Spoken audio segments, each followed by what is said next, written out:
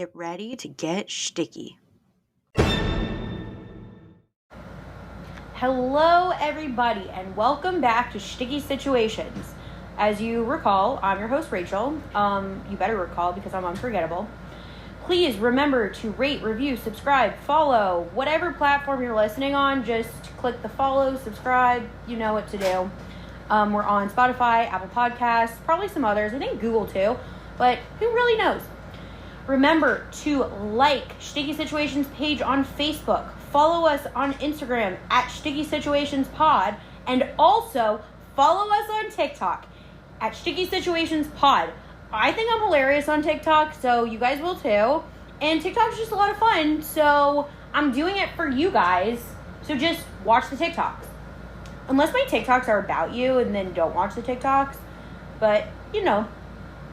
If you would like to come on as a guest on this podcast, please either DM me on Instagram at Sticky Situations Pod, or you can email me at stickysituationspod@gmail.com. Also, if you would like to date any of our past guests, unless they have indicated that they are taken, or me, I guess, maybe I would date a fan. I don't really know. We'll see.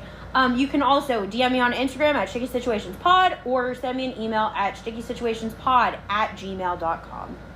So everybody, I feel like I always say we're in for a treat because we are, because all these episodes are great, so you should just keep listening. But today we're definitely in for a treat. Today I'm joined by my friend Grant. Everybody, welcome Grant. Grant, welcome to the podcast. Thank you for having me. Appreciate it. And I know all of you have been dying to hear from another male guest, so I heard what you were asking for, and I'm giving you what you want. Am I the second male guest? Yes, you are the second male guest, but not the last. First is the worst, second is the best. Don't forget that. Yeah, sure. Yeah. I don't know what Longinus would say about that, but Longinus would agree. Longinus would agree. I know him very well. Longinus probably would agree. Yeah. But don't worry, Grant will not be the last male guest. I have a whole lineup of guests, male and female. And again, plug, if you want to come on the podcast, just reach out. So, Grant, let's start with the basics. Can you tell me a little about yourself, like your age, where you're located, and your relationship status? Okay, I am in my late 20s. If you want to know specifics. His face looks very pained as he says it. Well, it's close to 30. Location is New York City, and relationship status is taken, happily taken. Yeah. And guys, stay tuned because Grant's better half is gonna be on the podcast hopefully next episode, but if not next episode, very, very shortly after. Yeah, most people like her more than they like me. Yeah, I was actually just telling him, I'm like, if I had to choose between her or you, I'd probably choose her. But it just means you picked well. Yeah, or I suck. One or the other. But if you suck that bad, then you probably couldn't, I definitely, yeah. I'm doing something right, hopefully. Yeah. 7 months strong, so. Oh, wow. Yeah. Wow. Pretty crazy. Yeah, so do not send me a DM if you want to date Grant. He is taken, and I will not set you up because I really like his girlfriend. Yeah.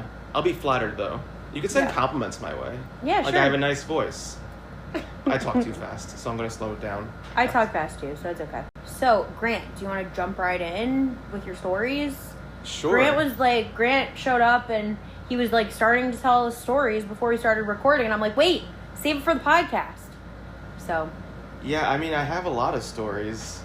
I'll give the basic background of when I even started dating.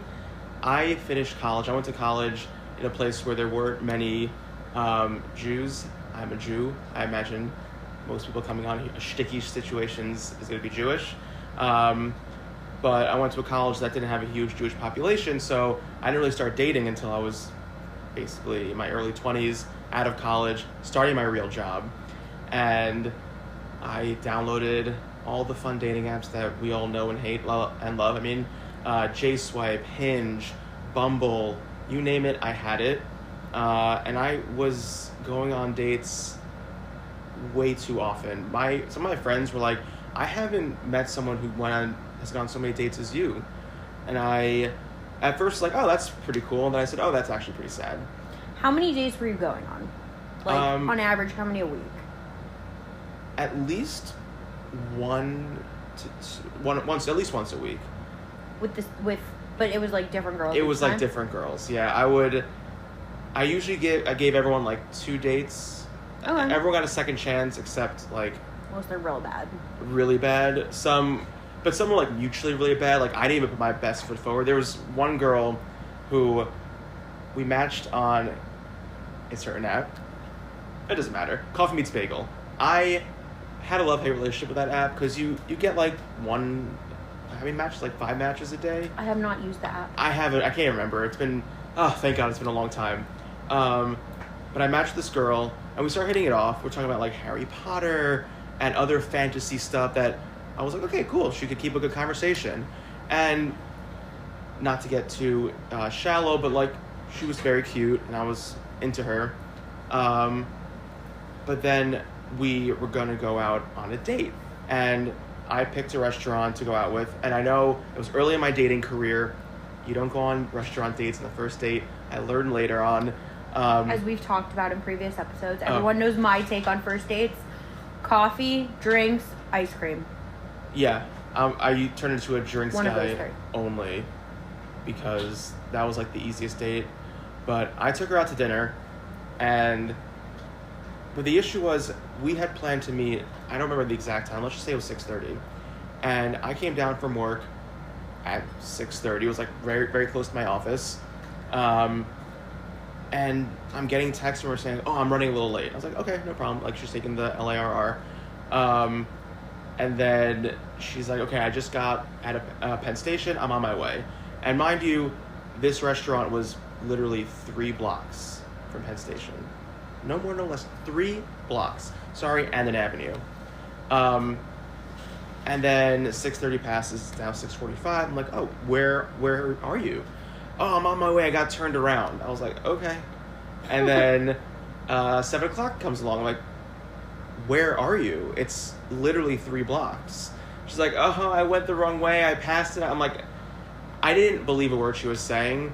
But then she eventually showed up. She was literally over a half hour late after getting in around the time she was supposed to.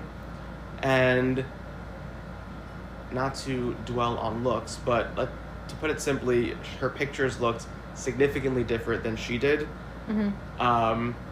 And she had something awkward about her. Maybe she was nervous. Maybe I was nervous. But immediately, it was not working.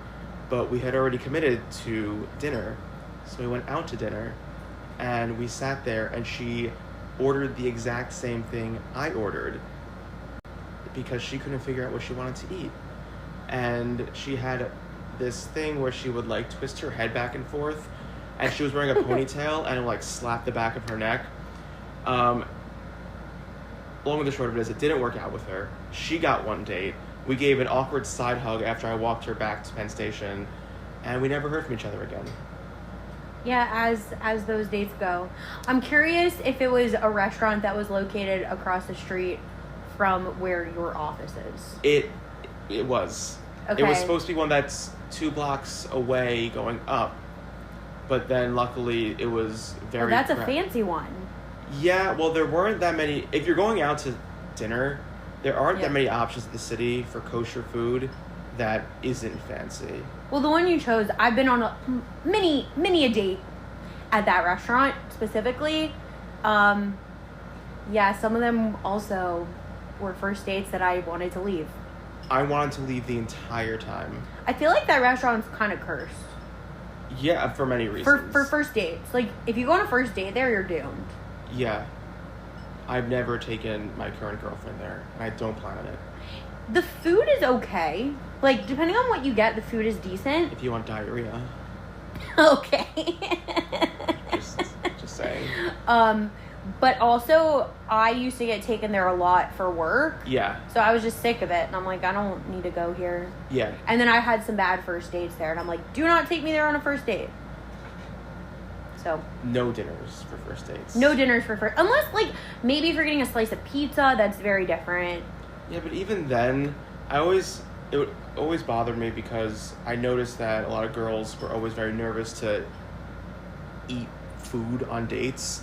And I was always even now with my current girlfriend, like we were dating for like 3 or 4 months, and we went out to a restaurant that had like ribs, and she enjoys ribs, and it was on the bone, and she was like starting to go with a fork and a knife. I'm like, if you do that right now, I'm breaking up with you. Like, and I know she wanted to go into it with her hands, because like when I made her ribs in my apartment, she would use her hands, like, because we were out. I was like, just enjoy yourself. They're ribs. They're not that messy anyway. Pick them up and eat them and enjoy. Like, everyone's very fast to, like, not eat themselves when it comes to eating. Yeah, no, I agree with that. It's like, what do you get? Also, like, sometimes there's, like, the religious issue, and it's like, I don't want to get bread because, like, I personally don't want to wash my hands, but also I don't want him to be, like, judging me if I don't wash my hands. It's that quick little brush under their breath before they drink their Coke. Yeah, but, like, if I do wash my hands, I don't want him to be like, whoa, that girl is so religious that she washes her hands before bread. It's just, like, a whole thing. So then you get something without bread. Then it's like, do you really want to be that girl that orders a salad? Yeah. And also, like, I don't want a salad. And then everyone's always worried about the price. And it's like, I took you out to a restaurant. I know what things cost. Like, just don't buy a filet mignon and, like, we're good.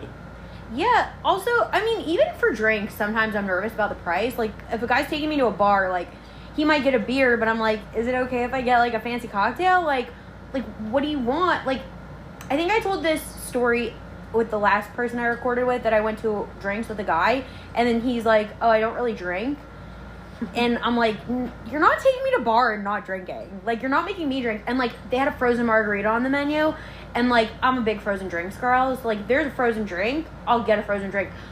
On my first date with the guy I dated for a little while, that I've told all of you about, it was December, and I got a frozen margarita.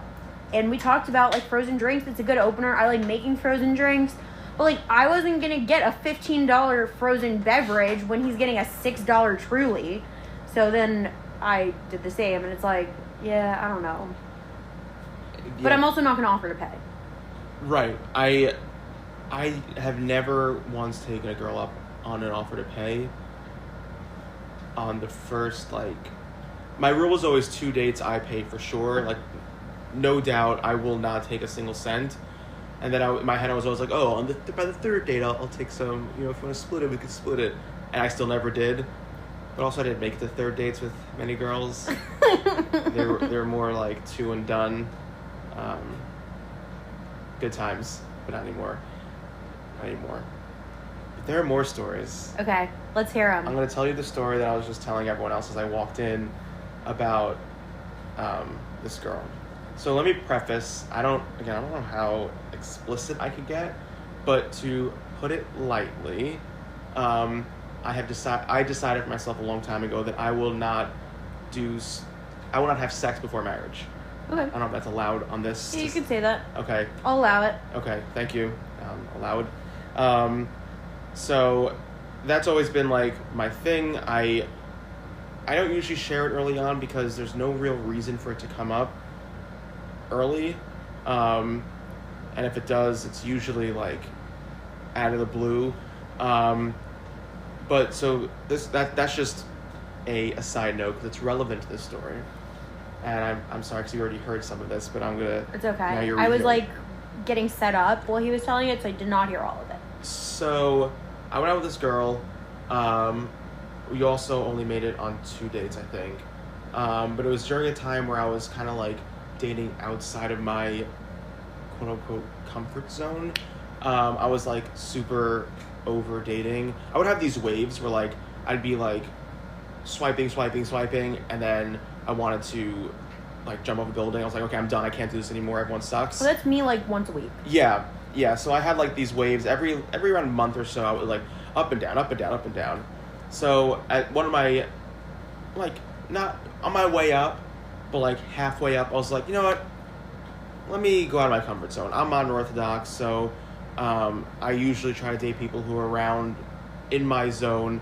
I mean, in the end of the day, I'm dating a girl who didn't grow up Modern Orthodox, so that's a side note. But I was trying to date within similar upbringing.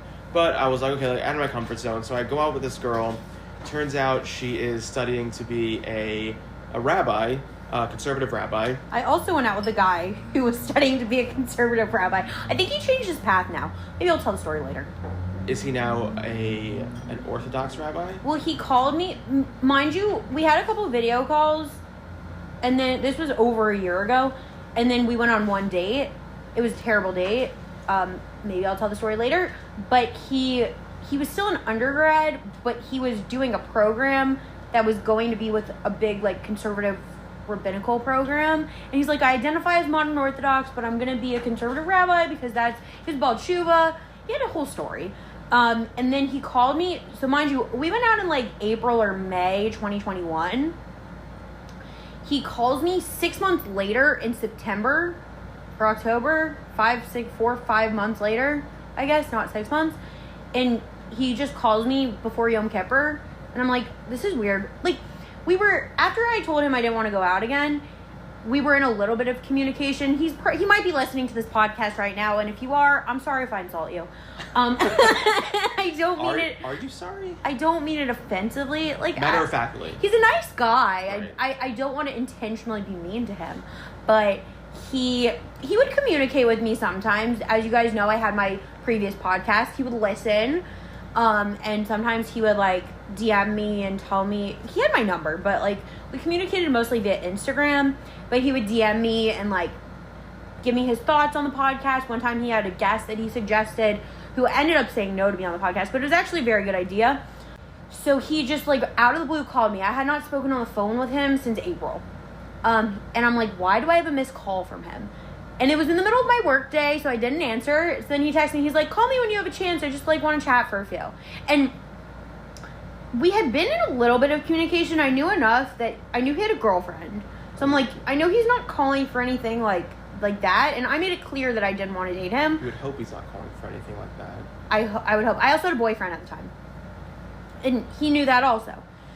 So I'm like, why is he calling me? So I finally called him back, and I thought, oh, maybe he's just like calling like before Yom Kippur. Like, you know, the Jews call each other before Yom Kippur, apologize for whatever, even though he didn't really do anything wrong. Yeah. But he called me to tell me that he's looking into YU smicha, which is like Yeshiva University, which is Orthodox smicha, like really widely accepted Orthodox smicha. I did go out with a guy who had smicha from a not widely accepted Orthodox organization. Different. I had a rabbi phase. Don't worry. I think I'm more like shul president's wife material than rabbi's wife material, but you know what? All right. You live and you learn. You test the waters. But yeah, he just called me to tell me, not like that. Yeah, but he just called me to tell me that he was going for Orthodox smicha instead, and I helped guide him along that path. And I'm like, I don't know how I helped guide you along that path, but I'm really happy whatever I did helped you. Well, now every congregant that he helps in the future, you get a little bit of that's a little bit on you. Yeah. It's good for you. Yeah, I guess good for me. Good for him. I hope he actually does it. I haven't heard from him in a while, but that's okay. My story does not end the same way, though. Okay. So this girl, we go out, and I don't really remember exactly how it came up. Someone must have said something. One of us must have said something that had like sexual undertones, and I said, I must have hinted to the fact that, well, we're not going to get that far until we're married, type of thing. I doubt I said until we're married on a second date, but I've been known to say crazier things before a second date. So she had a look on her face when I said it. I was like, uh-oh, this is going to be a conversation later. So we both get back to our respective homes, and she starts texting me, and she brings it up. And I actually deleted all of her texts because I would, from time to time, if I was ever like in a rut and I wanted to make myself feel worse, I would go back and read those texts. Usually, yeah, I don't know why people do. I do that sometimes. Well, I do that. You're in a bad mood, you're like, how can I make myself feel worse? And you're just like spiraling and you read old text. I do that. Yeah, so I used to never delete texts. And pictures. Oh, yeah, pictures. Of course. Video. Yeah, when I'm feeling bad, I just go through and I look at the pictures of me and my ex, and I'm like, this is how I make myself feel worse about my life. Yeah, we should probably like not do that and do things that make us feel better. Like, anything else Well, yeah. besides. But no, sometimes you just need that moment of spiraling. Yeah, so I spiraled, I deleted her text, so I don't have it anymore. But I luckily found some of the screenshots Oh gosh. from that I had sent to a friend while it was going on. So I'm not going to read them verbatim, but basically, I only have the one where I could see the end of the text where I basically said, this is at 12 a.m., this is midnight, where I said, I'm not sure what to say at this point. Because I guess we were having a conversation about it, and she was all upset, and she's like, yes, same. And I said, do you think this is a deal breaker, meaning that I won't have sex before marriage? And in my head going into it, my preconceived notion of a conservative rabbi was still following some of the basic tenets of Torah law. Part of that is not having premarital sex. Obviously, my preconceived notion was wrong, and that's why you never assume in this world. Yeah, never assume. Never assume, and always educate yourselves. But she was like, yeah, this is going to be a deal breaker. And then she said, I also assume you'd want to you wouldn't live with someone before getting married. And I said, yeah, probably not. Maybe if we're engaged, like, I'd consider it, but probably not. And then it went into this whole thing. And just to backtrack a second, when we were having the initial conversation over text before this end of it, I had said, like, there's no judgment here. You do you. I'm just sharing what I do. Because she had said, like, she isn't a virgin. I said, oh, that's totally okay. I'm not saying that my way is the right way and your way is the wrong way, or vice versa. You just have to have mutual respect. Different strokes for different folks. I'm not God. I can't smite you down. But then she then made a comment about how she was feeling judged by me. And I responded with, I'm not judging. As a matter of fact, I told you I'm not judging. But then it kind of went on to this whole thing where she started, after she said that she felt judged, she then started judging me by saying things like, she said, I think the part why I'm struggling so much is the waiting for a specific day feels arbitrary to me. And I said, it's not arbitrary, it's my wedding day. Like, it makes it even a more special day. But she starts saying how I don't mean to be accusatory, blah, blah, blah, blah. Long story short, ended things with I guess not broken up with, but it got called off by a conservative rabbi for not wanting to have sex. Which was a very confusing thing for me at the time. But that was not the first, nor was it the last time that girls have ended it because of that. Surprisingly enough, a lot of girls that I've gone out with were always just like, this is a deal breaker for me. It's interesting. I mean, it comes up in conversation when I date too. I have made similar choices to Grant. And I mean, I dated my ex for 5.5 months, and he wasn't religious, and he's like, normally this is a deal breaker. I'm like, so why am I different? Like, so I don't know. But I've actually had the conversation with Modern Orthodox guys as well. And I don't know if it's the deal breaker, but it was definitely like a question, and I'm like, okay. Which, like, I understand people want what they want, and like, it is, I think, a physical aspect of a relationship is very important. But yeah, it's just interesting. I did have a guy once. Also, this was off of like a matchmaking website that is on the more serious note, and I tend to think a little bit more religious. And like, for a while I was getting sent more religious guys, and this guy seemed to be more religious, and it wasn't like it was just what he said was weird and kind of sketchy. So this was over COVID. He was a weird guy in general. I call him my therapist ex-boyfriend. He was not my ex-boyfriend. Was he a therapist then? He was a psychiatry resident. Okay, so he was in residency for psychiatry. I do not actually think that he was my boyfriend. We had like 3 virtual dates because this was like heavy duty COVID. I think this was like April or May 2020. Oh, good times. The Meet You days. Yeah, no, but this was from like a very like a matchmaker website that I pay for, and is supposed to be religious. So whatever. I just refer to him as my therapist ex-boyfriend because I think it's funny. Mm-hmm. But yeah, he told me, like, I don't remember the context of it, but he's like, yeah, I'm not going to ask you if you're a virgin or not. Like, you don't have to tell me. And I'm like, I feel like if I'm going to, like, be in a serious relationship with someone or any type of relationship, it's an important thing to talk about. Yeah. And, like, it's weird that you just said that out of the blue because it was, like, the second or third phone call or, like, virtual date. Like, we were talking, verbally speaking with each other? Yeah. And he just said that. segue, was just like, I'm not going to ask you. I'm sure it was a segue. I think we were talking about it because I was, like, saying how I'm not a good secret keeper. Mm-hmm.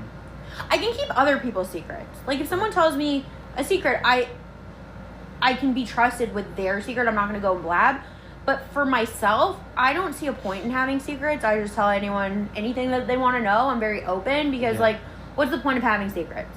So I was telling him this, and we were talking in that context, and he's like, what about in the context of relationship? Like, obviously, I'm not going to share personal, intimate details of my relationship with, like, all my friends. Like, that's just an immature thing to do. But I think my message wasn't being conveyed well because I think that's what he thought I was saying when really I was just like, no, like, I just don't have secrets. And then he's like, well, I don't expect a girl to tell me everything. Like, I'm not, like, you don't have to tell me if you're a virgin or not. And I'm like... He was fishing. I was like, sir, that's weird. Like, this is a second or third virtual date. We have not met in person. Also, like, if we were in a relationship, I feel like we need to talk about this stuff. Yeah. Setting expectations is, like, a really important thing in relationships that... Yeah, and boundaries. And, like... Yeah. Even before you get to the relationship level, like, the second... like... Okay, so some people in our circles are Shomer Nagia, even though most people who tell me they're Shomer Nagia, I just say they're lying.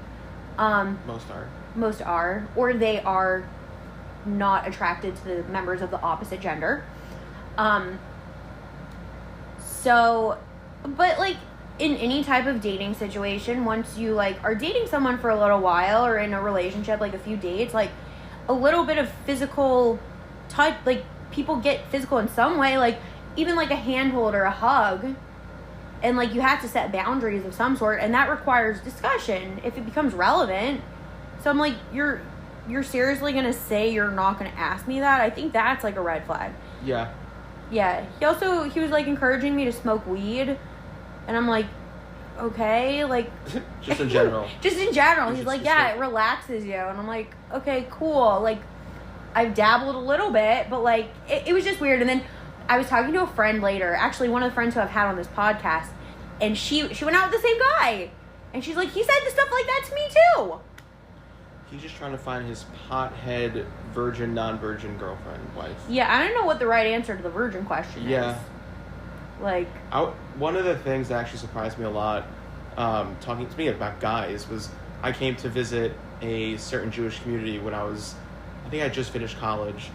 And, I mean, speak of naivete, I walked into a room of guys that I thought were all Modern Orthodox Jews. They put on the act, and actually, I don't want to say it was an act, because they were, but we just... Modern Orthodoxy is such Some people are just more genuine than others, and also Modern Orthodoxy is a spectrum. Yeah, it's a huge spectrum. A lot of people call themselves Modern Orthodox. Like, my younger sister, who I view as way to the right of me, she calls herself Modern Orthodox. And then there's me, who's Modern Orthodox, and then it's very confusing. But anyway, so walking to this room, I'm like 23 at the time, and so I come to visit this Modern Orthodox Jewish community. They were older guys. They were, like, in their late 20s. I was early 20s. And... Yeah, people are more jaded by then. Well, jaded is quite the word to use. And I walk into this room of guys, and we're just, like, talking about dating. I remember I started hitting on this girl who was, like, I think, like, 28. I was 23. But I was head over heels for her. She was, like, super smart, super gorgeous. So, like, all the guys who were, like, her age were, like, egging me on. I did go on a date with her. 2 dates, actually, I think. 2 dates? 2 dates, yeah. Didn't work out. She called it off.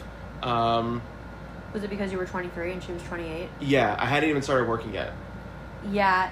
Speaking as somebody around that age. Yeah. The idea of going out with... If I were to go out with a 23-year-old, he would have to be, like a 10 out of 10, like 10 out of 10, yeah. but also, like, have a job. Well, I had a job lined up. It was before I started November. I think this was like October. Yeah. Also, just so you guys are aware, Grant and I may or may not have the same profession and may or may not have worked for the same company. Potentially cannot confirm or deny. Yeah. But part of the conversation that started happening with these guys was, I just assumed no one had sex. I don't know, maybe a few people, if you weren't quote unquote as religious, but all of a sudden everyone's like, yeah, I had sex with this girl, I had sex with this girl. I'm like, what?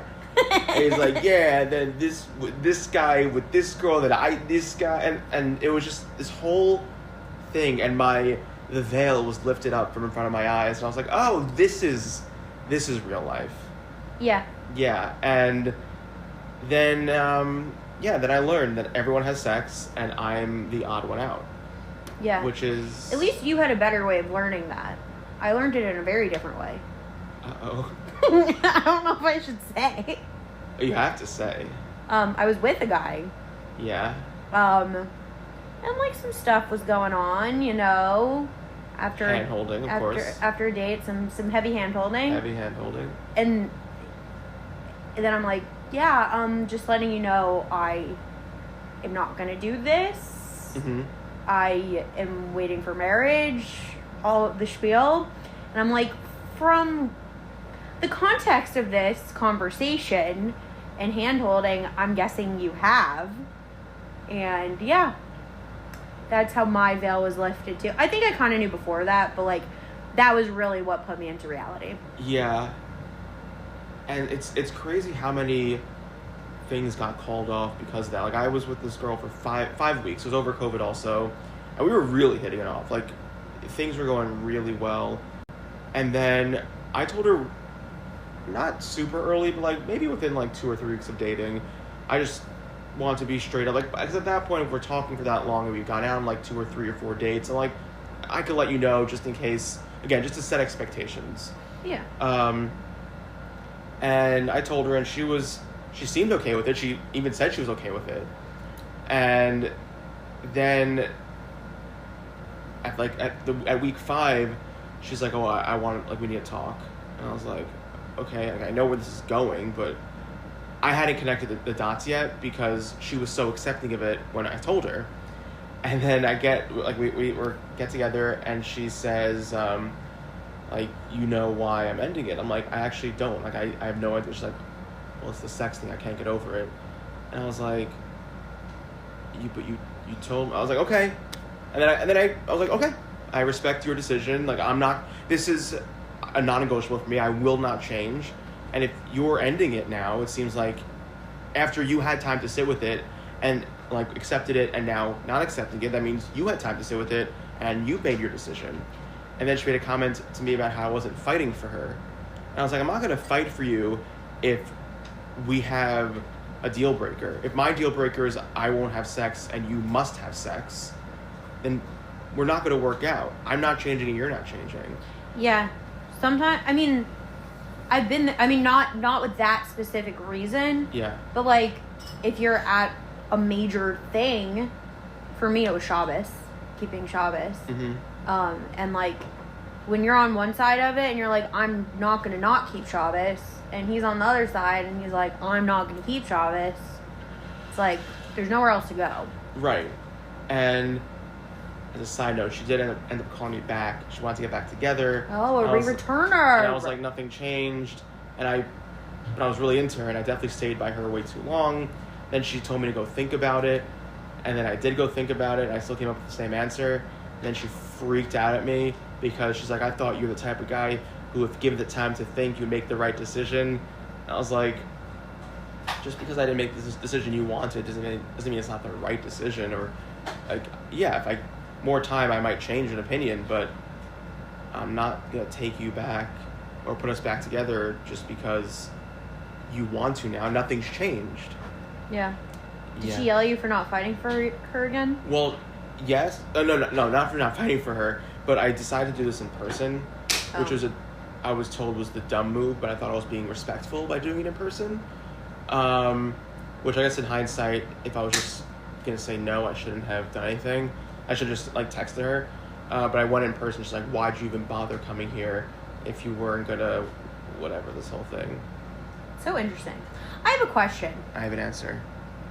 When do you fight for someone? Like, when is the right time? Like, when can you tell if someone is fishing for you to fight for them? Just speaking from a guy's perspective. And I am going to sound absurdly sexist right now. It seems like girls always want you to fight for them. Like, they often, it seems, don't tell things straight out. They want you to infer what they're thinking and then act on it, which actually is a big discussion in my current relationship. And as I said, that's very hard for me to do that, or anyone to do that, for that matter. But in terms of fighting, just really fighting for someone, if I don't know when to truly tell when they're looking for you to fight for them, but I would just say if I was fighting for someone, I would only be doing it if it didn't compromise my values. Yeah. No, I'm just curious because it raises a question in my mind about a situation that just happened to me. It was kind of weird though, so I really don't know. It was let's see what you think as coming from a guy. So I matched with this guy on an app. All of this took place within a few days. So it wasn't like I was dating him for a long time, whatever. No, it took place within a few days. We matched on an app and we're talking, like we're texting. Mm-hmm. On the app or on text? So we were talking on the app for a little bit and then we switched to texting on texting. Very serious. Yeah, so we were texting and it was like, you know, when you're at night and you have your full focus on your phone and like that's what you're doing. Like normally my texting is like, oh yeah, I'll text back every so often whenever I look at my phone. But then there's a certain point in the evening where I'm just looking at my phone. Yeah. So I was basically just texting him. So we talked for a while and we set up a call for the next night. Mm-hmm. So we had a video call. It lasted for 4 hours.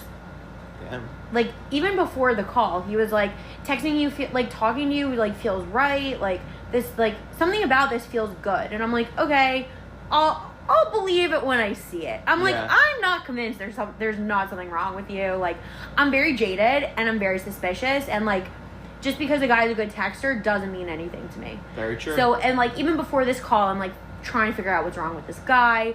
Of course I stalk him on the internet. Rightfully so. I mean, I did not know his last name, but he did make the mistake of sending me a picture that contained something with his company name on it. Mm-hmm. So through that, I was able to Google, find out who he was, then find his social media, and I'm like, I just have a gut feeling there's something wrong with this guy because there has to be something wrong with him. Every guy has something wrong. Every guy has something wrong with him. But, like, I couldn't find it, and I'm like, okay, I guess I'll find out on this video call. I also have a track record of going out with guys with something wrong with them. Mm-hmm. So for me, it's like, that's what I think is going to happen, and then if they're normal, I'm pleasantly surprised. So... What percentage of guys have been normal? I do go out with normal guys. It's just like I've had so many experiences where I've been like blindsided where they're not normal, that I have so many measures in place. Yeah. That I'm like, okay, I'm ready to get off this video call. I told this story I think I told this story with Longinus, about how I got off of a video call in 2.5 minutes. 2.5 minutes I was off of a call. Yeah. He just wasn't for me and I wasn't having it. Yeah. And he wasn't honest or upfront. So, and I've just had situations like that, and I have measures in place to see. So anyway, we set up a video call. He did not live in New York, and we talk, and I'm like, okay, our call is at 7:30. I'm going to be off this call by 9 because there's a show that I want to watch with my roommate at 9. I was not off the call at 9. Finally, at like 11:30, 11:40, he's like, okay, I want to keep talking to you, but I need to go to sleep. And, like, he's falling asleep. Like, we're talking. We're having, like, a great conversation. Within the conversation, he's already planning for next conversations. And he's like, I'm going to be in New York in a couple weeks. Like, do you want to go out in person? And we're planning a date. Wow. And all of this. And it's like, okay, like, it was nice talking. Like, we vibed. Mm-hmm. We vibed. I mean, 4 hours. 4 hours. I mean, I talk a lot. You know I talk a lot. I talk a lot, but like 4 hours we were on the phone. Mm-hmm. We did take a 5-minute bathroom break at some point. Bathroom and snack break. Mm-hmm. But yeah, it was only a 5-minute intermission. So, other than that, it was 4 hours. Right. And so then the next day was Friday. So we were texting a little bit throughout the day, but I think it was Friday. Fridays are just busy. Yeah. I have summer Fridays, so I get off at 1. So my day is not busy. Mm-hmm. I mean, I was doing other stuff, though. I was cooking. I was doing stuff. So right before Shabbat started, like maybe 20 minutes before, half an hour before, he texted me. He's like, what are you doing now? And I'm like, literally watching TV. I was like, why? He's like, I want to call you. Like, just to, like, wish you a good Shabbos. So he calls me. We had, like, a 2-minute video call just so he could, like, wish me a good Shabbos. He's like, I'm running around. I have, like, a million things I'm doing. I just got home from work, and, like, Shabbos is starting soon. But I wanted to wish you a good Shabbos. And, like, he video called me for that. We've literally been talking for 2 days. And then I'm like, okay. And I'm like, oh, like, you know, you should know this about me. Like, I rarely vibe with guys. Mm-hmm. The guys that like me, I tend to not like. And the guys that I like tend to not like me. Tail is always time. Yeah, so I'm like, oh, this is kind of exciting. Like, I'm vibing with this guy. Like, you know, I'm not getting ahead of myself, but, like, it'll be cool to, like, maybe we'll talk more, go out on a date in a few weeks. Like, something to look forward to. So Saturday night, I'm, like, excited to, like, talk to him after Shabbat. He didn't text me, so, like, after a while, I just texted him. And I'm like, Shavua Tov. Like, I don't think I said anything more. No answer. And I'm like, what the heck is going on? And I was with friends, and they're just like, he's probably busy. It's fine. Don't worry about it. But they're also like, it's kind of weird. Yeah. It's kind of weird. Very weird. Very weird.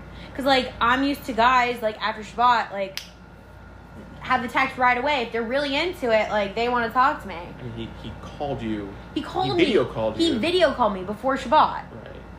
And then Sunday morning, I got a little tipsy Saturday night. I slept in. I didn't text him or anything. Okay. So I wake up late Sunday, and I wake up to a text from him saying, hey, I don't think I want to talk anymore. I don't think this is good for me. And I'm like, what? And I sent a screenshot to some friends, because I told them about it over Shabbat. I was like, one of my friends went on a date on that night, the night I had the video call, and she usually we call each other after our dates. Mm-hmm. That's what we do. Like, on the walk home or whatever, we just call to debrief. So she called me for our debrief, and I was on this video call, and I'm like, I feel so bad. I'm like, call me tomorrow anytime. So I talked to her the day after, and she debriefed me on her date, and then she's like, you were on your video call for a long time. So I told her about him. Like, whatever, you know, I talk to my friends about dating. I have no secrets. I'm very open. I have this podcast. And so she's like, if I were you, I would ask him, like, what changed? Yeah. Because literally it was a 180. Yeah. It's like going from, like, yeah, when can I talk to you again? And, like, on the call, he was like, when can we talk again? He's like, are you free Sunday? Like, I have to work on Sundays. So, like, if you're flexible, like, can we talk? And I'm like, yeah, just text me, like, when you're available. And I can, like, my Sunday is flexible also. Yeah. Or my Sunday is flexible. So just, like, let me know. And he's like, maybe even before Shabbat, I have to see, like, what my day's like. So whatever. So it's, like, a complete 180. Mm-hmm. So Sunday morning, that text, I'm like, what the heck? And then she's like, I would ask him what changed. And normally I'm not the type to ask why, because if a guy doesn't want me, I don't want to know why. Yeah. But, like, it was just, like, weird. So I asked him, I'm like, can I ask what changed? And he was like, I just don't think I'm what you're looking for, and I'm okay with that. And I just don't think it's good for me to go down this path if, like, it's not going to work out. And I'm like, okay. So I literally just responded, okay, good luck. Like, I don't chase. If a guy doesn't want me, he doesn't want me. But, like, was I supposed to say, like, contradict that? Was he fishing for that? Or does he just, like, not want to date me? That sounds very, very weird. I probably would have pushed it more, only because that seems very out of the blue. But also, like, if he was so into you, why would he say something like... I mean, maybe it was a test. I don't know. That's why I hated the dating game. It was obnoxious. And we talked about games. We're both like, I hate the games. I just want to know straight up. Like, if you don't like me, tell me. Everyone like, if you don't want to be with me, tell me. In the words of Dr. House, everyone lies. Yeah, but it's just weird because this is the second time something like this happened. Like, within the past few months. Like, this other guy, I had the same situation.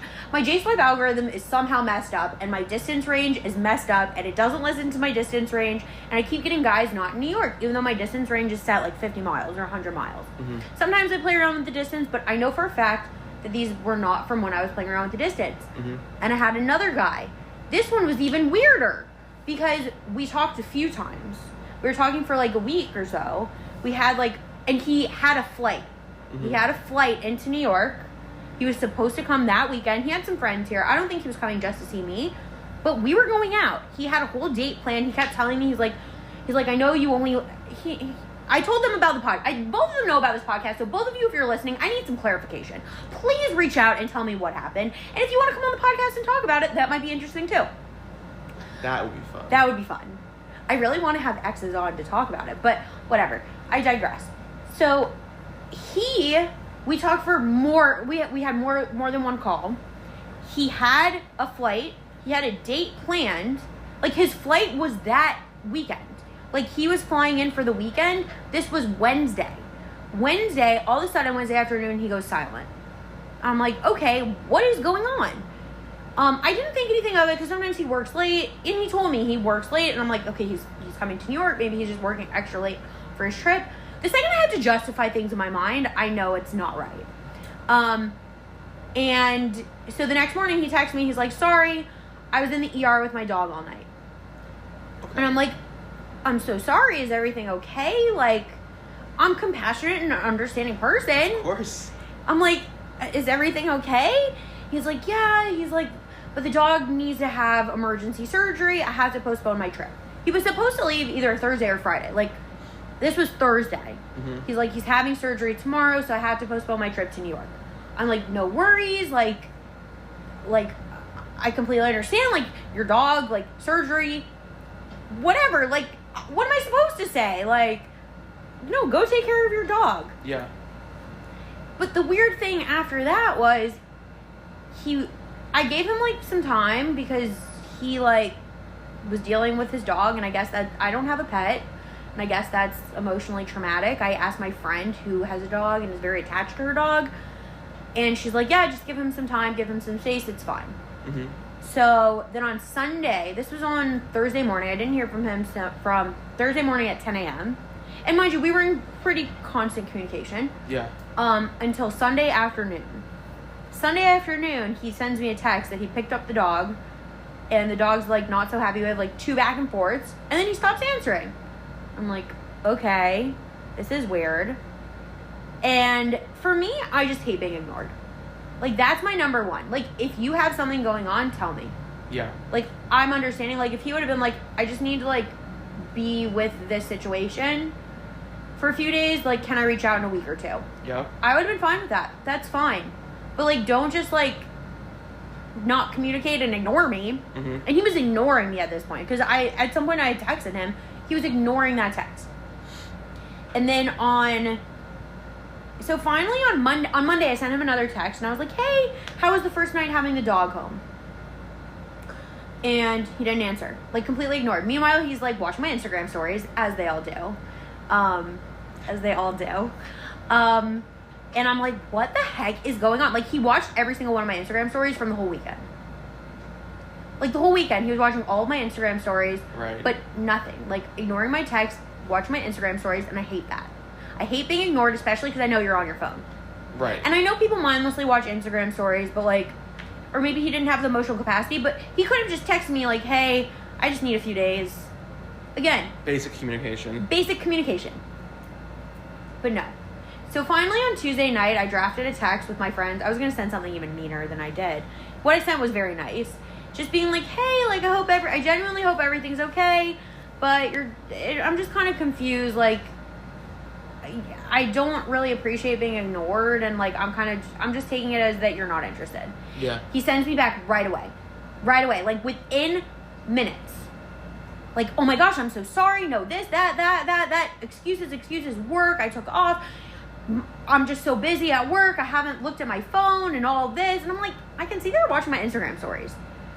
He's like, I'm going to contact you. I'm going to reach out tomorrow.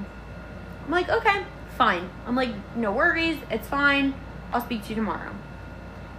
Tomorrow comes and goes. Nothing. So this was, that was Tuesday night. Wednesday, he was supposed to reach out. Nothing. Thursday, nothing. Friday, nothing. Saturday, nothing. Sunday, nothing. Finally on Monday, I'm like, I've had it. I'm tired of this. Like, it's one, like, I hate being ignored and I hate broken promises. Like, you're going to reach out. Like, you say you're going to do something, you do it. Yeah. Like, even if it's just to say, like, I know I said I would reach out, I just need some more time. I'm going to be in touch in a few days. Mm-hmm. So, again, I sent him a message and I'm like, at this point, like, I just, like, I deserve a lot better than this. Oh, and he had told me at the beginning of this, he's like, because he listened to the podcast and he's like, guys treat you like that? He's like, I want to punch all these guys from your stories on the podcast. He's like, you don't have to worry about anything like that with me. Like, all of this stuff. And I'm like, don't claim to be better if you're not going to be better. Like, if you're not going to be better, just at least don't claim to be better. Mm-hmm. So I just sent him a message and I was like, yeah, I don't deserve this. I deserve a lot better than to be ignored. And I don't appreciate it. And I forget everything I said. It was the text was workshopped multiple times. Did he respond? Yeah, he responded. The text was workshopped multiple times. I was with a friend. She was helping me. I sent it to the group chats. All of them helped me. Mm-hmm. I showed it to my roommate. She helped me. She told me to take out the mean part of it. And I did. And Should have kept the so mean part. he messaged me back, like, apologizing, making excuses. And he's like, I know you probably just think it's a bunch of excuses. Then he threw a lot of flattery in, and I'm a sucker for flattery. So I sent him back a message. I'm like, listen, like, I really don't appreciate it. And I really just wish you would have, like, communicated. But like, I thought we actually vibed. Like, I thought we had a good connection. And I normally wouldn't do this. But here's the thing. I would be willing to give you another chance. But I think you need to take some time, deal with your stuff. And, like, in a few weeks, a few months, you can reach back out. And, like, if timing works out, aka if I haven't started dating someone better, you can reach out. And, like, we can try again. But, like, I don't know. Like, we'll see. But you need to work your stuff out. Right. He never responded to that.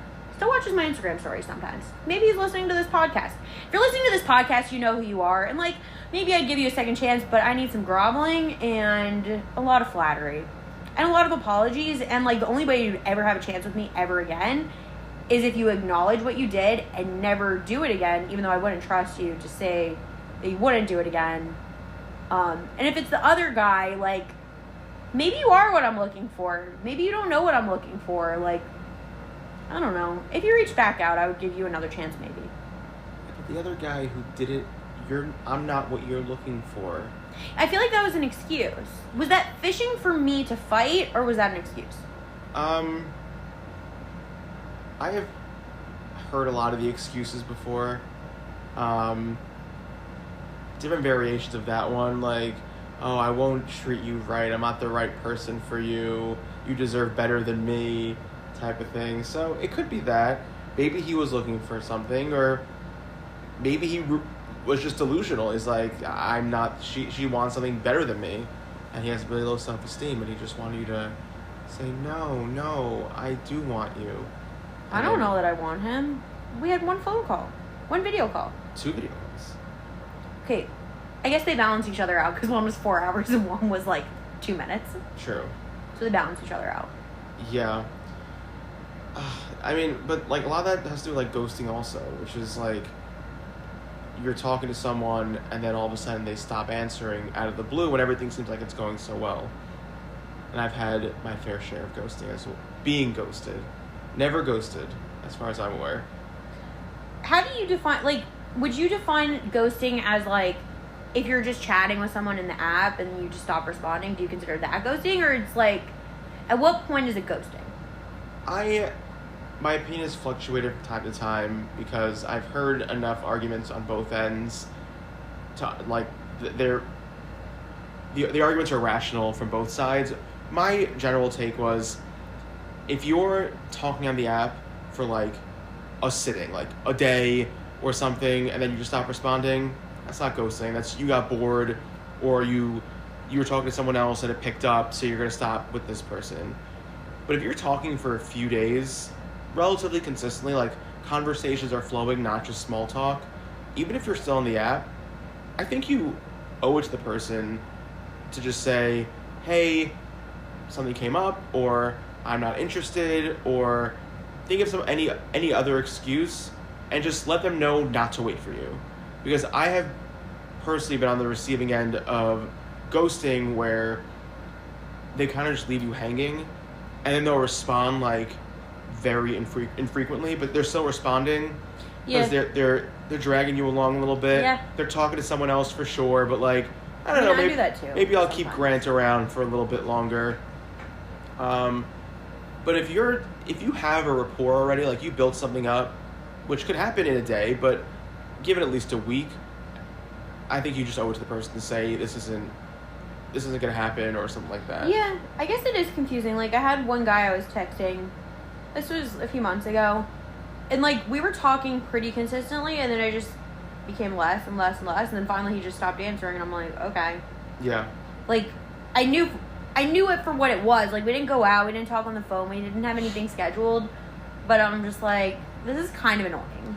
But also at the same time, if both people aren't putting in the effort anymore, which you could tell at times, like I could tell when I'm not putting in effort, and then when the girl's not putting in the effort, and we're both kind of just floundering, and if the conversation dies, then it's dead and no one has to answer. Yeah. And if like there's not some pending statement or question that was said that really needed a response, and the conversation kind of just dies out, then it's done. I don't really consider that ghosting. I went out with a girl twice, and we just never texted after that. I mean, there are a few girls like that. Like I would go out and then we just never texted. Maybe she was waiting for me, but also I'm kind of in the mindset that if a girl wants to text me, she should text me. Yeah. Like my current girlfriend texted me after our second date. There was one day where she texted me first, pretty close after. So. Like if I like someone and I might text them, I don't know.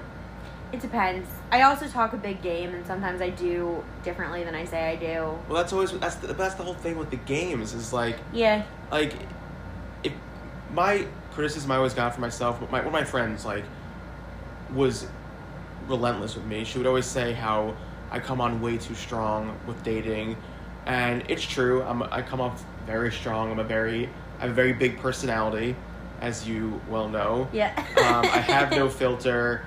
I say what comes to my mind, assuming I'm not being a complete asshole. Oh, not complete. Assuming I'm not being a complete jerk. But when it came to dating, like there were times where I would just come off very strong, and there was actually just one time where I was talking to a girl, and I knew we had a conversation about something that was like a little. It went too far, not like aggressively. Like there was like a conversation that was it should have waited until we at least went out, and we were talking hot and heavy, like a lot, constantly, and we video called, and we were talking for literally 6 or 7 days, but her and I spoke about more things and spoke more than some girls I went on 3, 4, 5 dates with. So I was like really confident that this was going to go somewhere, and then we talked about something, I knew there was a screw up there, and then we were still talking a little bit, but then she stopped answering. And she gave like a bunch, like she completely ghosted me, and then I kind of called her out, and she's like, oh, I was away, but my friend found her on J-Swipe, and he's only local, and she's like claimed she was in Florida. Maybe she's listening. If you are, no hard feelings. But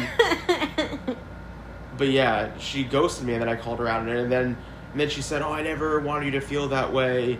I was really into it. And then I said, okay, so did you still want to go on a date? She's like, oh no, work is starting up, blah blah blah. I was like, why lie? Why play the game with me? If you're not interested, if something I said got to you, either have a discussion about it or tell me, never mind, I'm not interested. And that was always an issue that I had, was everyone talked a big game about communication and not playing games and all that nonsense. And then when push came to shove, most girls I went out with did not. They could talk the talk, they couldn't walk the walk. My current girlfriend, we have a disgusting amount of communication to the point where we're essentially like in each other's heads at times because we don't keep anything. Everything comes out in the open, and that has just proven to be very healthy. There have been no games unless we want to play games, and then we let each other know we're playing games after one of us gets too annoyed. And that's how I think it should be, but I hated the games. Yeah. For me, like, it was so refreshing because, I don't know, the only time I play games is when I know the guy is playing games. So obviously I'm going to play the game back. Mm-hmm. But, like, both of my exes from my previous last 2 relationships, they weren't into games, and it was, like, so refreshing. And you guys know what I say, like, if a guy likes you, you'll know. Mm-hmm. And, like, they did, and they showed it, and they weren't afraid to show it, and, like, because they showed me that they liked me, there were no games with that. Yeah. Like, they did what they said they were doing, and it was nice. It was nice not playing games. But for the lady listeners, make sure the guy knows that you like him too, because we're not very good at picking up on those types of things.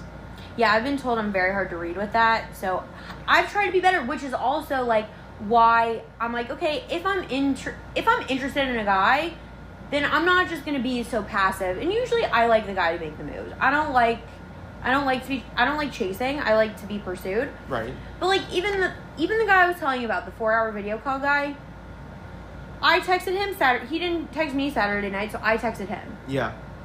I mean, it didn't work out, but, like, I tried. Or, like, dog guy,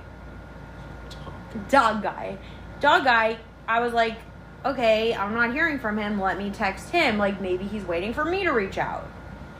He didn't answer, but, like, I share that, which I think is like an old-fashioned mentality of the guy should pursue, the guy should be buying dinner, open the door for the girl. I think those are all I like chivalry. Chivalry's a turn on. I think it's very important, but I also think it's so important for girls to understand that guys also like being wanted. Yeah. And there are ways to show it that don't have to be the typical masculine way, that like holding a door open or whatever a guy would do, but it's something that I think is often forgotten.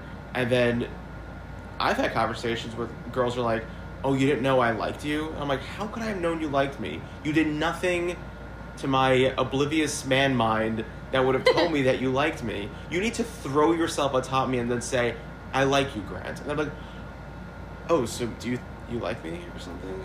And then finally have clarity. I mean, so the last guy I was in a relationship with, I don't really consider him an ex-boyfriend because we never, like, we were in a relationship, but it wasn't like, you're my boyfriend. Define those like, terms. Like, there were no defined labels. Mm-hmm. I kind of broke things off before it got there. It was getting there, but I ended things with that. So, like, I remember he told me, like, straight out, he's like, yeah, I think I kind of like you. And I'm like, you know what?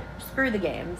Or screw, like sometimes it's not even games. It's just, like, flirtation, like, playing hard to get flirtation, but not, like, games. Yeah. Playing hard to get, it's just, like it's also my sense of humor. It's like, yeah, I know I'm awesome.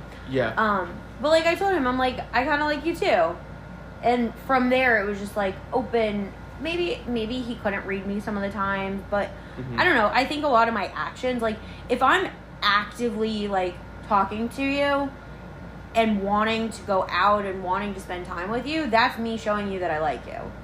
Like, I don't waste my time on people I don't like. Like, if a guy who I don't like is texting me, I'm not going to respond within a few minutes. I'm going to wait a few hours. I mean, sometimes I'm at work and I just can't help it. But, like, if I'm texting you consistently, if I'm staying up late and talking to you when I try to stick to a strict bedtime, you know I like you. At least to some capacity, or, like, I'm interested. I don't miss the texting game where you text someone, they answer, like, 10 minutes later because you can't seem too eager. You can't answer too quickly, but you can't take too long. Yeah. I've heard enough of those stories. Yeah, and I do that too. I do it. But listen, sometimes I just don't have the mental capacity to answer a text message, whether I'm at work and I'm just busy at work, or I just don't feel like, and it's not even to a guy, it could be my friends. Like, sometimes I, like, won't answer my friends for hours, and then I'll answer, I'm like, sorry, I just didn't have, like, or, like, I'll answer the next day, and I'm like, I just didn't have the emotional capacity to answer a text. Yeah, but that's different. But, like, so sometimes it's that, but sometimes it is, like, oh, he didn't answer me for, like, an hour, I'm gonna wait 2 hours. Or, like... So you do play the games. If he's playing with me. You can tell when a guy is playing with you, and that's when I play right back. But I don't like it. I don't like doing it. It's exhausting. It gives me anxiety. And it makes me uninterested. Yeah. Like, if I'm playing games with a guy, I'm automatically not interested in it. Like, if he asks me out, yeah, maybe I'll give him a chance. Because you know what? Some people are very different over text. You never know. Mm-hmm. But if you're playing a game with me, that makes me very not excited to go on a date with you.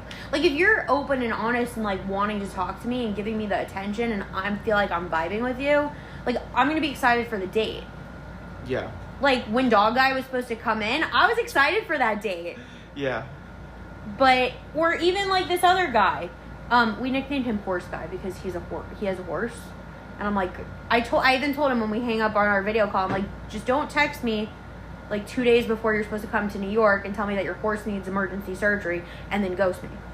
And he's like, God forbid, because that would cost thousands of dollars. So yeah, there's Dog Guy and Horse Guy. So Horse even Guy has different connotations, but okay, no, but for your like imagination. he actually has a horse, a pet horse, Mm-hmm. a pet horse. Right. No matter what I say, it's gonna make it worse. Whatever. But he like when I was excited to go out with him. Yeah. Like, if you're not playing games and you're showing me interest, like, I'm excited to go out with you. Dating is hard enough without games. I know. Getting to know someone, especially, and that was one of the hardest parts about dating, why I got so burnt out all the time. It was like a full-time job, was because you have to go through that introduction of who you are, what you do, what you're The like. talking phase is a burnout. Yeah, it's really hard, especially when there's no real reciprocation. Like, I have a friend who, one of the hardest parts he has when it comes to girls is sometimes they won't ask questions about it. Like, he'll volunteer information and they won't ask anything else, and then they'll volunteer information and he'll ask questions to learn more. Yeah. And when you're not asking questions, it seems like you're not interested. No, I try. So, if I'm talking to a guy, I have the same with guys. Mm-hmm. That guys aren't asking. Because I try to engage the person I'm talking to in conversation. So, if he tells me something, I'm going to ask questions. I was actually just texting a guy. It was very short-lived. And, like, I was asking him questions. Some of them he wouldn't answer, but, like, he would just give, like, short responses. But he wouldn't ask me anything back. And finally, I was just like, he sent me one thing, and I'm just like, cool. Like, I have nothing else to say. Like, clearly, you're not going to engage in conversation, and I'm not going to keep pursuing this conversation that isn't going to happen. Maybe he's just a bad texter. Who knows? But at some point, you have to realize your communication styles. And, like, if you claim you're a bad texter, get better, or find a way to make that texting period shorter. Yeah, I never liked the excuse of I'm a bad texter, because unless you're going to a different medium or going out immediately, you're going to be in the texting phase for a while, and we're not in 2003 where every text costs 20 cents outgoing and 10 cents incoming. Like, you have to know how to text, and if you don't want to text, which is totally then okay, set up a call. Go on a date quicker. And I've had guys be like, hey, I'm just not great with texting. Would you want to set up a call? Yeah. And that's fine. Sometimes I don't like doing that because I think sometimes a call is a waste of my time. Because, as you can tell, sometimes my calls end up being 2.5 minutes. Sometimes they end up being 4 hours. But, I don't know. I would rather him do that than just, like, barely text. Because then if you're just claiming you're a bad texter, I'm never going to get to know you. Because I'm not going to ask you out. And I'm not going to keep digging for questions. Yeah, I used to be a big texter before the first date. And then I realized that was, like, the stupidest thing to do. and then I turned into like a 1 or 2 day texter and then ask out. I was like, I think it's important to like get some preliminary stuff out of the way, kind of gauge their personality just a teensy bit if you can over text, and then either you're going to be interested or you're not going to be interested. Honestly, I don't like texting a guy for more than a few days anyways, with him not making a move to even ask for a phone call. Mm-hmm. Because also I do like, even guys will ask me out and I'll say, can we have a phone call first? Like, I like having a phone call before I go out in person. I hated phone calls. I hate it also, but also I've been burned too many times by guys that, like, I should have just ended it with a phone call. Yeah, same, but I still hated phone calls. Yeah, I don't know. No, I mean, teach their own. Somehow phone calls to me before going out, it just seems so much harder. I'm big on body language. I just enjoy, I like watching how people talk, how they're reacting to certain things. Like, I could play off of that a lot easier than I can off a phone call, because not everyone emotes so well out of their vocally, but most people have some sort of hand motions, facial movements that it's a lot easier to gauge, because like I can go on rants that are probably boring or ask a question that's like a meh thing, and like I want to make sure I'm being engaged properly, and phone calls just... What about a video call? I hated all of it. I just want to go Yeah. out. I don't... No, I hear. And because I hear. going out always has an end time. Always. Like, I know that we go out for a drink, maybe we have 1 or 2 drinks, and then we're done. Unless it's going really well, and then we'll keep going out. Like, my first date with my current girlfriend, our first date was 4.5 hours long. Out at a bar, because we just couldn't stop talking. Okay, so here's the problem with what you're saying. Yeah. I go on dates that are either, if they're really bad, I'll leave. Mm-hmm. Like, I'll make an excuse. I'll be like, oh, it's late, I want to go home. But, like, most of my dates, I would say my average date is, like, 3 or 4 hours. Yeah. That's Like, a first date, most of my dates, like, so I send all my friends my location when I go out on dates. very important. And then I'll tell them when I'm on my way back. And one time I was on a date, it lasted maybe an hour and a half. All my friends, every single one of them was like, that was quick. And I'm like, yeah, it was a bad date. But I don't know. Do you have any more stories you wanted to share? Let me check my list. Okay. There's the girl from Brooklyn who canceled. There's the sex thing. Oh, I have a really bad story, actually. It's about ghosting. This could be my last story. I know I'm taking up all your time. No, it's okay. Grant, let's hear your story.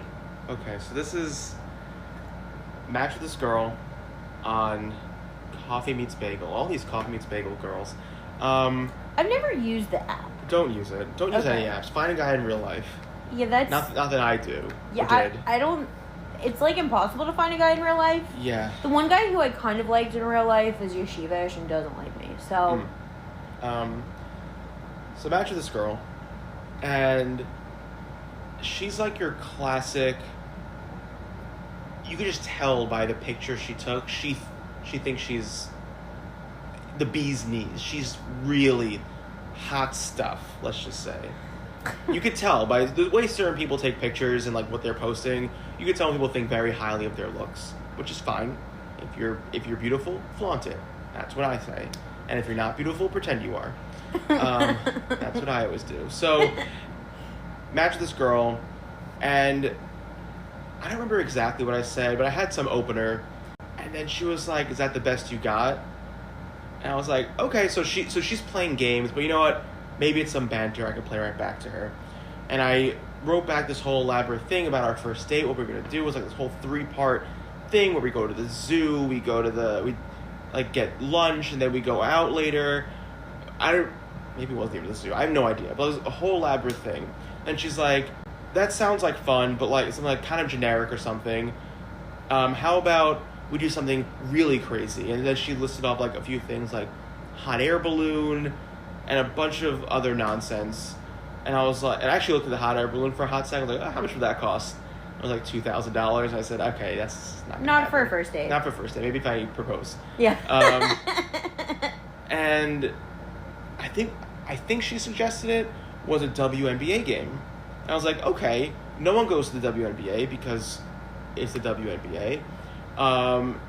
Tickets were relatively cheap. They're like $50 a ticket.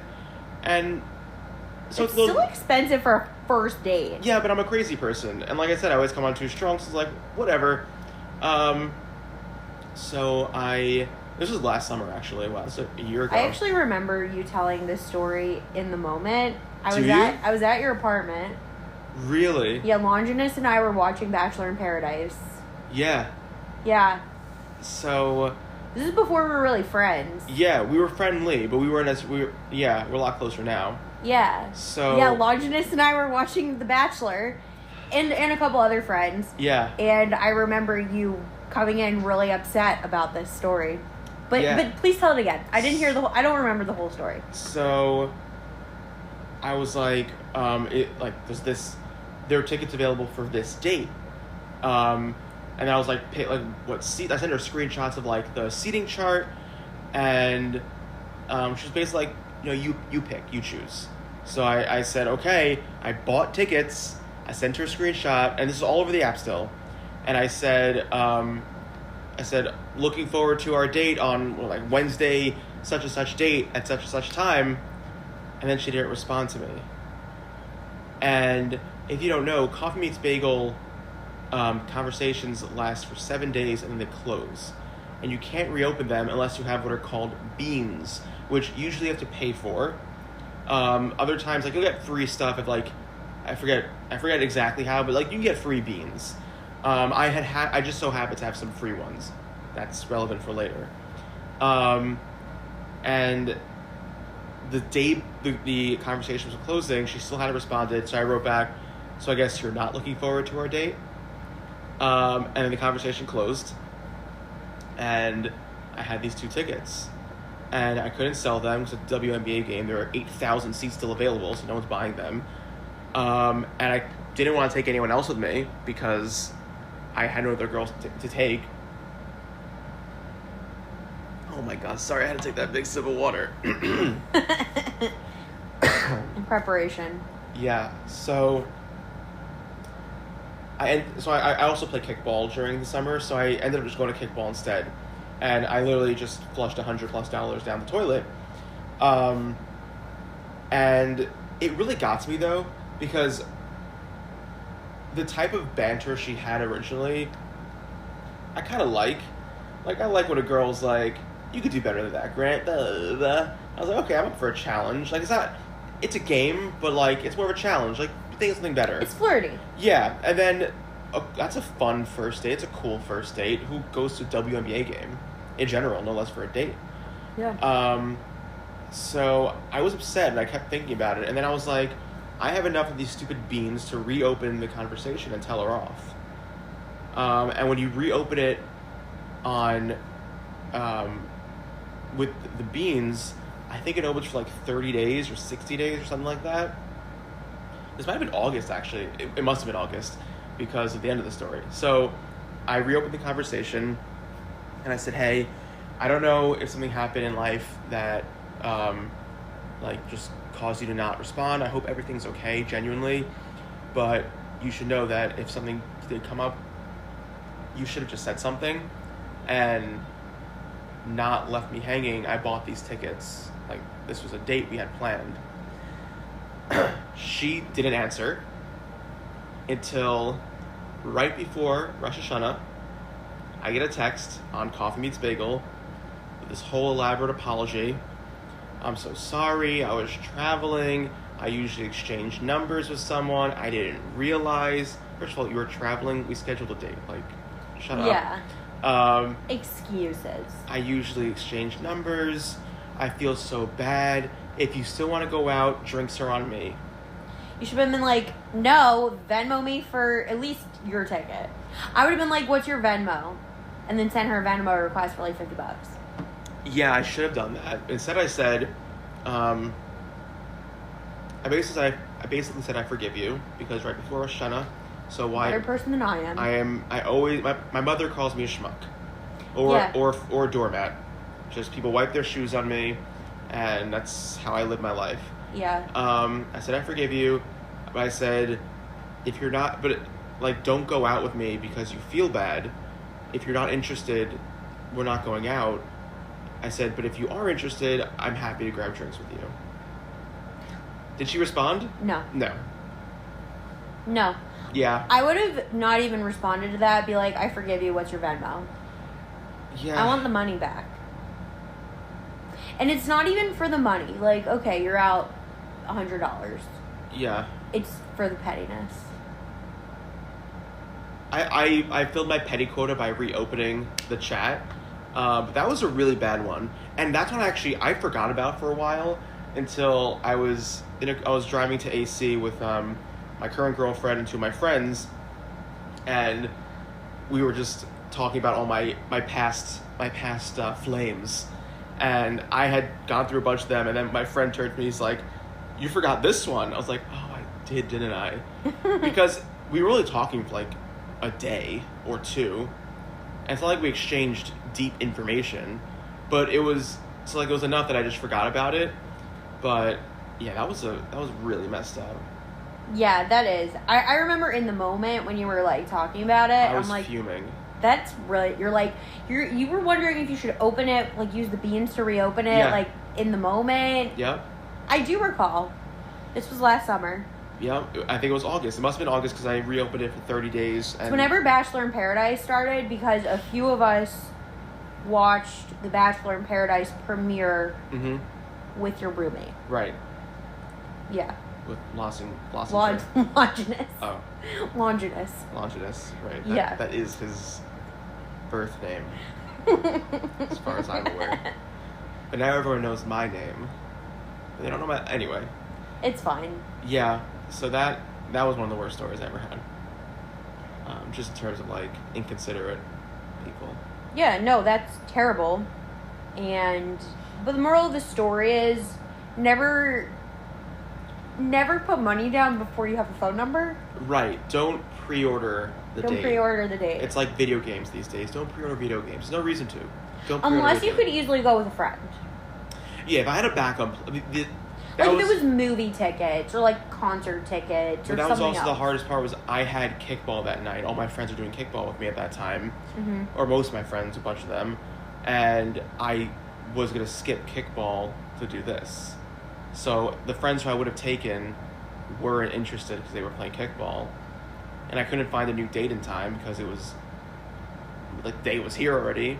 Yeah. I mean, yeah. I don't know how hard it is for a guy to find a date. Like match with a girl, be like, hey, want to go out? I have tickets to the WNBA game. Didn't work like that for me. It's a lot harder. Yeah. That's okay. Like I said, fake it till you make it. Yeah. Fake it till you make it. Do you have any other stories that you want to share before we wrap up the podcast? I think I gave you some of the best. That's all I got for you. You don't have to tell us the story, but can you let our listeners know how you met your current girlfriend? I'll ask her to go into the story when I have her on. And then she'll say, well, Grant tells it better. He gives all the details. The long and the short of it is... Yeah, we don't need the details. We don't like good stories on this podcast. Oh, you want bad stories? We like the entertaining stories, but we're genuinely happy for the people that we like if they're happy. Right. So, you can give a small, short... Her and I both downloaded an obscure dating app out of spite because I got obnoxious Instagram ads for over a year and she was getting obnoxious TikTok ads for however long. It's this app called Thursday. The whole shtick of this app is that it only is active on Thursday. Every other day of the week it's just shut down. And the idea is you, starting 12 a.m. on Thursday morning until 11:59 p.m. Thursday night, that's when you match with people, talk to people, exchange numbers, and go out. So she was the first girl I matched with, and I was the first guy she matched with. And maybe I should try this app. You shouldn't. It was. I heard it's changed since then. I probably will not. So she'll tell the whole Unless fun I want story. podcast stories. What? Unless I want stories for the podcast. Right. Maybe I should try it. She'll tell the whole story, so guys tune in and listen to her. But out of spite, we downloaded the app, we matched, and then we went out 4 days later on a 4.5-hour date. And then that was a Monday, and she was going away the next week, and I really wanted to see her again. We were talking about how we want to see each other again, and she was like, well, we don't have to wait till I'm back. I said, oh, we don't? Because I always try not to be like come on too strong, even though I had already come on very strong. So we went out that Thursday, and we were up all night waiting until she had to leave for her flight. Oh, wow. And she left, like, we were hanging out until like 3 a.m. Wow. And I had work the next day. Yeah, the rest is history. The rest is history. 7 months later? 7 months later. And going strong. Wow. It's a good time. Well, I'll let you guys know if I try the app or not. Don't try the app. Don't try the app. My roommate who is listening to this recording is motioning for me to not try the app as well as Grant telling me not to try the app. In the recording studio, meaning she entered the recording studio and is sitting in the recording studio. Yes. That is not the living room of our apartment. Of course not. But, okay. Grant. Oh, one important part, what I ask all my guests when they come on the podcast. So, first and foremost, do you have any, aside from what we've talked about throughout the episode, do you have any dating advice for my listeners? And for me, I guess. I'm always good with advice. Be yourself and don't be fake. Because if a relationship is going to work, at some point you're going to have to be yourself. And I'm not saying show everything you got on the first date, but don't pretend you're something that you're not, because it will end in disaster. I agree. Sometimes though, like, this isn't a conversation for right now. Maybe we'll explore it in later episodes. Sometimes I wonder if I'm too much of myself, but that was always my criticism that I got, yeah. But I never cared, because you're gonna get the full me at some point. Yeah. So I was always of the mindset, better have it now. If you could put up with it now, you could definitely put up with it later. So this is true. So we're good. Yeah. Okay, that's a good tip of advice. Thank you. And then last but not least, what I ask all my guests is, what is your Real Housewives tagline? Yeah, I watched a few of those. It's just like your own personal tagline for yourself. I was trying to think of one for a while, and the only thing that really stuck out with me, because it's very apropos to like the last few weeks of my life, is just I have no filter, so don't expect me to have one. That's a good one. Thank you. It's a good one. It's gotten me in trouble, but I truly can't. I don't. Not that I can help it. I just don't care to help it at this point. I feel like I'm like an 88-year-old man who just gave up on a filter and just says whatever the heck comes to his head. I feel like that about myself sometimes too. It's nice. It's freeing, but also it's alienating to others. Also, like, some people don't like it and they get really offended. Yeah. And I've learned who my real friends are, because the people who are my real friends think it's funny, and the people who are not my real friends get offended, and then I have to like apologize and grovel. And I'm like, I don't need this. And the real friends will also let their filter go around you also. Yeah. Which is, I think, the most rewarding thing. You know when you have true friends, and also, like, you've met a good match, is when you can both just be unfiltered. Yeah. Yeah. The guys who I've, like, connected with, who have been good ones, I mean, some of them turned out to be not good ones. I've been able to not be filtered, and they think it's funny. Yeah. Because I am funny. Absolutely. I try to be funny, at least. You succeed. Thank you. You're welcome. You're funny, too. Thank you. I don't try. It just happens. Yeah, sometimes I try, sometimes I don't. I don't know. It depends on my mood. Right. But okay. Thank you, Grant, so much for coming on the podcast. And thank you for having me. This has been a pleasure. I look forward to speaking to your better half, and all of you should look forward to hearing Grant's girlfriend come on the podcast. She has a name. I just don't know what name she wants to go by yet, so I'm not going to say her name yet. But everybody, thank you again for tuning in to another great episode. Make sure to come back for more. We have more episodes coming, more great guests. Remember to rate, review, subscribe, follow on any platform you are listening on. Like us on Facebook. Follow us on Instagram. Follow us on TikTok. And reach out if you would like to be a guest or you want to date any of my guests who are not taken. So I guess that's it for now. Catch you guys next time.